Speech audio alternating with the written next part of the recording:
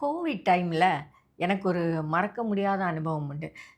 நெறைய பேர் வந்து அந்த கோவிட்ல இறந்து போனாங்க. நம்ம எல்லாருக்குமே தெரியும். அப்படி ஒருத்தர் என்ன ஆனார்னாக்கா, அவருக்கு வந்து 2 குழந்தைகள் இருந்தாங்க. ஒண்ணு 5 வயசு, இன்னொன்னு 2 வயசு.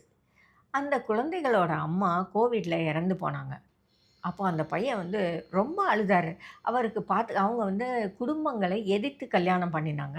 ஆகையினால 2 சைட்ல இருந்தும் அவங்கள அத்து விட்டுட்டாங்க. அவங்களுக்கு எந்த ஹெல்ப்புமே கிடைக்கல.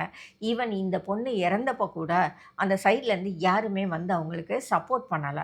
நண்பர்கள் எல்லாம் சேர்ந்து தான் அவங்களுக்கு சப்போர்ட் பண்ணிக்கிட்டு இருந்தோம். அந்த மாரி டைம்ல அவங்க மாசக்கணக்குல லீவ் போட்டுட்டு, எல்லா நேரமும் டிப்ரஷன்ல அழுதுகிட்டே இருந்தாங்க. ஃப்ரெண்ட்ஸ் யாராவது கூடவே இருக்க வேண்டியிருந்தது. 2, 3 லேடீஸ் இருந்து அந்த குழந்தைகள பார்த்துக்கிட்டாங்க. இப்படி தான் போச்சு. அப்போ அவங்க கேட்டாங்க, "என்னோட லைஃப் இத்தோட முடிஞ்சு போச்சு. இனிமே என்னோட வாழ்க்கையில என்ன இருக்கு?" அப்படின்னு. உண்மையில அவங்களுக்கு நாங்க சொன்னது இதுதான். "உங்க வாழ்க்கை முடியல. ஒரு ஃபேஸ கடந்து இன்னொரு ஃபேஸுக்கு வந்திருக்கு. எப்படி பட்டர்ஃப்ளை ஒரு கூட்டுப்புழு பருவத்தில இருந்து பட்டர்ஃப்ளையா மாறி வருதோ, அந்த மாதிரி உங்களோட லைஃப் வந்து ஒரு ஸ்டேஜ்லேருந்து இன்னொரு ஸ்டேஜுக்கு வந்திருக்கு. அப்படின்னு மட்டும் நீங்க புரிஞ்சுக்கோங்க. கொஞ்சம் கஷ்டமா இருக்கும். ஆனால் இது முடிவல்ல, புதிய தொடக்கம்." அப்படின்னு நாங்க அவருக்கு சொன்னோம். முதல் 1 வருஷம் ரொம்ப கஷ்டப்பட்டாரு. அதுக்கப்புறம் கொஞ்சம் கொஞ்சமா பழகினாரு.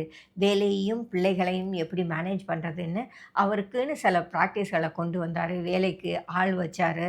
இப்படியெல்லாம் பண்ணி, இன்னைக்கு அந்த பிள்ளைகளுக்கு அவரு அப்பாவா மட்டும் இல்லாம, அம்மாவாவும் இருக்கிறாரு. அதுக்கு காரணம் அவர் வந்து தன்னோட லைஃப்ல இதுவும் ஒரு சேஞ்ச் அப்படின்னு அவர் ஏத்துக்கிட்டதுனால தான். அவரு டிப்ரஷன்லயே இருந்திருந்தாருன்னா, அவரு இந்த அளவுக்கு மாறி வந்திருக்க மாட்டாரு. இல்லையா?